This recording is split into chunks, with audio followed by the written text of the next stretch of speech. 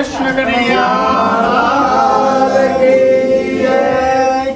આજે આ કસાડ ગામમાં વિજ્ઞાનના યુગમાં આવું સત્ય લાગે નહીં, પણ આજ મારી સાથે આ ડોક્ટર સાહેબ છે. એ મેડિકલ સાયન્સના ડોક્ટર છે, MBBS ડોક્ટર છે. એમના ધર્મપત્ની છે ને આ બાપુ છે ને ગામના બધા લોકોની સમક્ષ આ ભગવાન અહીંયા દૂધ પી રહ્યા છે. ઠાકર ભગવાન આ બધાને એમ લાગતું હશે કે આ કોઈ રમત છે કે અથવા તો એમ લાગે કે આ અંધકાર, આ બધું અજ્ઞાનતાના હિસાબે, પણ આપ જોઈ શકો તો સર કે સવારથી લઈને અત્યાર સુધીમાં લગભગ કેટલું બાપુ દૂધ પીધું છે?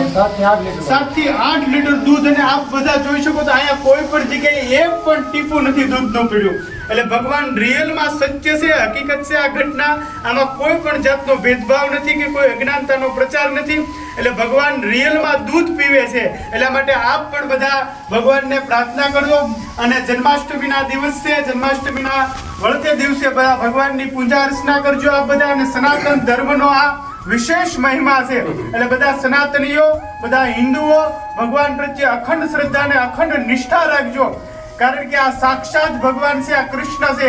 એટલા માટે આ પૂર્ણ પુરુષોત્તમ ભગવાન છે. એટલા માટે આ સનાતન ધર્મને માટે બધા ખૂબ જ પ્રાર્થના, ઉપાસના, જપ તપ કરજો અને ભગવાનને ખૂબ જ આશ્રિત રહેજો. એ આપણા બધાના દુઃખ દૂર કરે. અને કસાડ ગામમાં ગમે ત્યારે આપ બધા દર્શન કરવા આવી શકો છો, કારણ કે સાક્ષાત ભગવાન આપ જોઈ શકો છો. આમ જોજો આપ બધા, જો હું રિયલમાં તમને દેખાડું કે ભગવાન દૂધ પીવે છે, સમજ્યા? આનો એક પણ ટીપું નીચે નથી જતું. એમ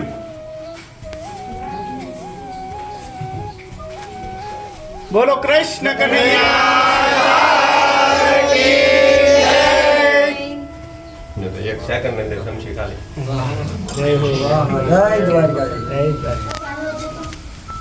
હા હા બાપુ ના